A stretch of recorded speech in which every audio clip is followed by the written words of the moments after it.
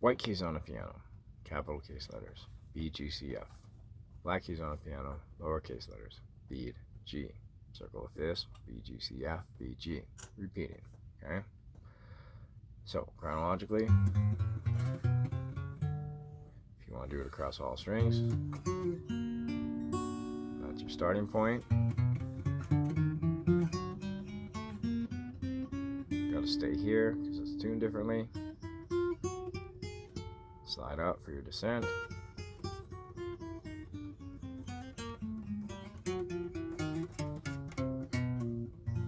And down for a beautiful landing. The staff is actually on the guitar itself. Okay. We got F, A, C, E. Then you have E, G, B, D, F, if I remember correctly. I don't read music. But it's important because the staff gives us our chords. C, E, G is our C major. E, G, B is our E minor. G, B, D is our G major. B, D, F is our B diminished. And then D, F, A, which we would have to come back here, is our D minor. Okay, so within a key, it overlaps and it comes back on itself. Within all the keys overlap and come back on themselves. So it can be very complex in thought and in play if you choose to make it such. If not, just keep it simple. So the two correlations between that is our diagonal pattern. Okay. Right? Okay, so they're both working from a high low E to a low high E. Right? More complexity. So let's move on to one more quick thing. Take a chord. Okay.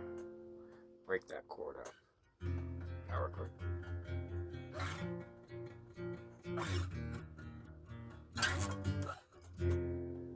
Okay. Then we can do another power chord. There's E minor. There's F. There's G. E minor, G. Okay. 1, 2, 3, 4. Minor, major. Okay. Doesn't matter where you're at. D minor, F major. E minor, G major. Okay. So you can play it that way. Now there's also the middle finger and the pinky.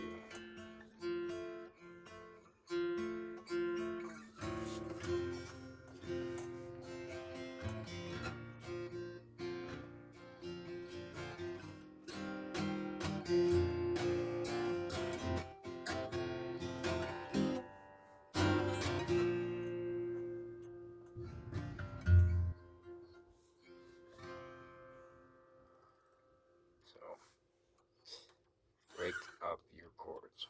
Okay. This chord is very important because this is our major. Same structure. But now it's a minor. We play it on the higher strings.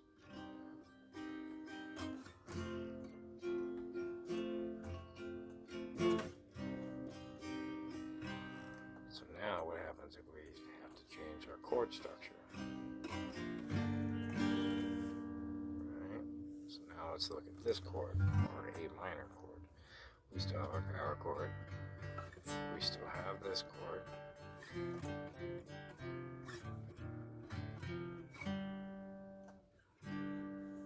Okay, but now we have to do more.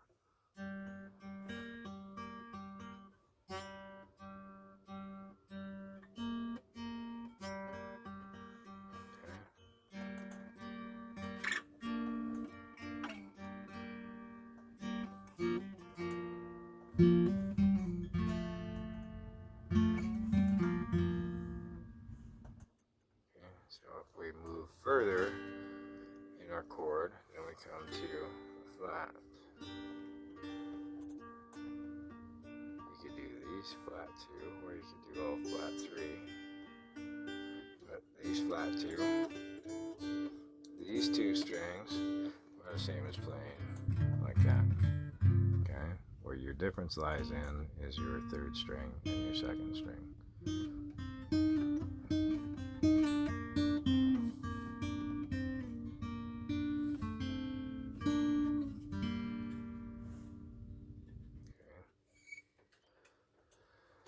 So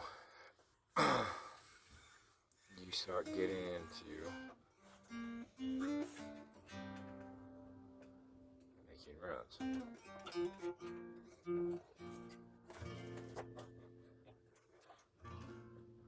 And breaking apart your chords. Using your scales to lead you to another chord. And one of the best ways to do that is pick a finger to slide off of.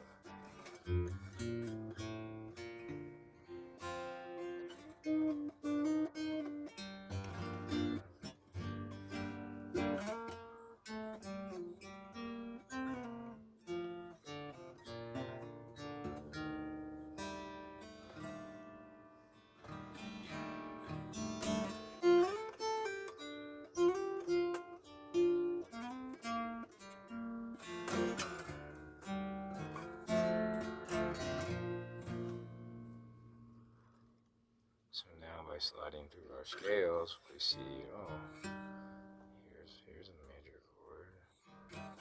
Well, I was here, here's a minor, and here's another minor, and now back to a major.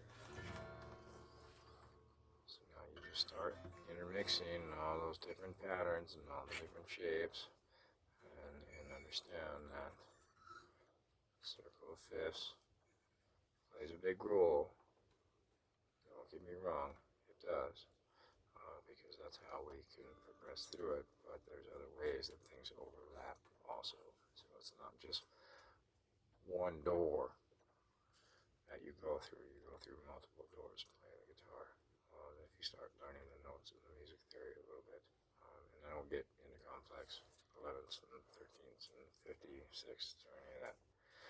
It's just basic music theory understanding, but it's a deep understanding of it, I guess, in a different way. So, anyways, hopefully some of that helps. Your scales, of course, are just staying within that key. All your white keys, C, D, E, F, G, A, B, C, B, G, C, F. They're just organized differently. So, yeah, more to come. But here's one more scale, okay? If we're going to be talking scales and keys, right? So, you can play our C scale all the way across. Okay? But let's break up our scales into just 4 notes at a time. C, D, E, F. Okay? Now the second half. G, A, B, C.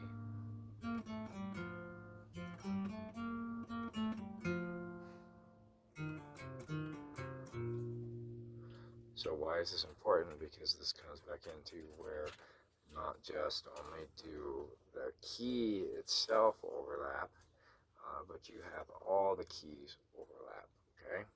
So C, D, E, F, G, A, B, C.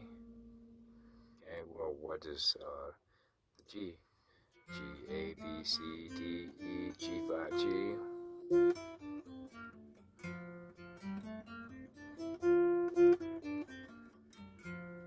Okay, so now let's do just the first 4 of G. G, A, B, C.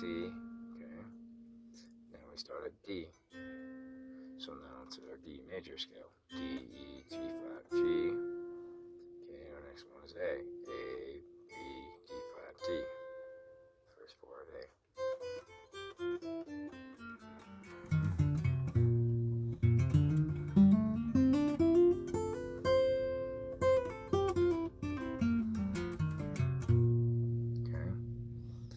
So that also, now if we get into the circle of fifths, our first one was C that we start with. Then we come back to G. Okay. Then we come back to D. C, G, D. Right? 1, 4, 5. Or that would be 4, 1, 5 is what that would be. So the thing with that is though, okay, where we end here, we end at D. The next one is A. And we start at A. Okay. Then the next one is G flat. Next one is E flat. Next one is C. Just brought it back upon ourselves, okay? Because we do three across, 3 keys. Oops, hold on. Let me start over. C, D, E, F, G, A, B, C. G, A, B, C, D, E, G flat, G, D, E, G flat, G, A, B, D flat, D. Okay, and then we go to A. We do that. And then we go to G flat. And then we go to E flat. So we just did 4 positions with 3 keys in each position. So that's 12. Okay? So now we get a tone out of that. So now we can slide down, and instead of starting at C, we start at B. And so now that gives us the same thing, different starting point, the same thing, but in a different tone. Right? And we slide down again, do it again, different positions, and all that. But that just proves right there that all our keys overlap, and we just use one scale. But it's a matter of knowing where to go to next, and we can use our reference of the guitar. So it's beneficial. I didn't like to at first. When I first started playing, I didn't want to know notes. I just wanted to play, and I'm glad I took the time to learn it and go into it. But you can go too far with it. So keep it simple, have fun always when you're playing, and yeah, I think this is a long enough video to go over it. But your scales overlap, your keys overlap. Yeah, have fun. Peace, love, stay dry.